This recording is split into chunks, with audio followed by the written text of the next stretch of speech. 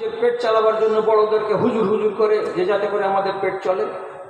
তেমন দরবারি আলেম যারা ছিল তারা বললেন না, কোরআন হচ্ছে মখলুক বা সৃষ্টি, ইমাম মালিককে পারা যায়নি, এই ইমাম আহমদ ইবনে হাম্বলকে পারা যায়নি।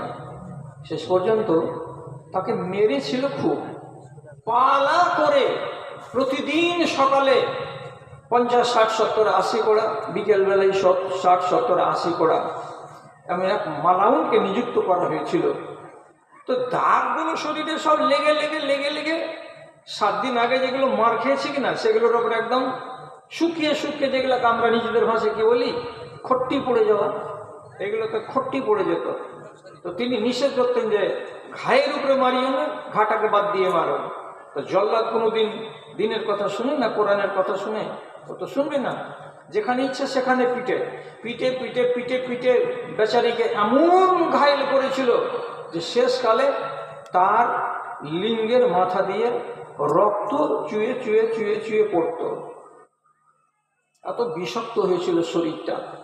তো মরণের টাইমে কষ্টের জ্বালাই তিনি একবার করে ও আল্লাহ এভাবে, যেটাকে আমরা বাংলাতে বলি কতরানো, করে আহা করে মাঝে মাঝে মাঝে মাঝে আওয়াজ ছাড়ছেন। দেখতে এলেন তার শাগির্দ তাউস রাহিমাহুল্লাহ, এই বিশাল বড় আলেমে দ্বীন। দেখতে আসার পরে উনার চোখের পাশে বসেছেন। তো বসার পরে শুনতে পাচ্ছেন যে ইমাম সাহেব কতরাচ্ছেন, আর মাঝে মাঝে মাঝে মাঝে শব্দগুলো তার মুখ থেকে বেরিয়ে বেরিয়ে আসছে।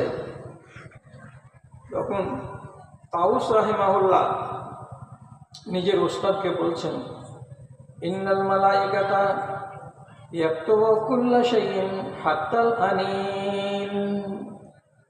ওস্তাদজি, মরার টাইম হয়ে গেছে আপনার, এই সময়ে আপনার মুখ থেকে শব্দটা বেরিয়ে বেরিয়ে আসছে, শব্দটা বেরিয়ে আসছে। কিন্তু মনে রাখবেন, আল্লাহর ফেরেশতারা আপনার আমলগুলো, কথাগুলো যত দুনিয়াতে হয়েছে সব লিপিবদ্ধ করেছে। এখন যে আপনার মুখ দিয়ে বেরিয়ে আসছে, আহা বেরিয়ে আসছে, এগুলো কেউ পর্যন্ত আল্লাহর ফেরেশতারা লিখতে ছেড়ে দেন না। যতবার বললেন, যতবার আহা বললেন, ততবার আপনার আমলনামায় রেকর্ড হয়ে গেল, সব লিপিবদ্ধ করা হলো।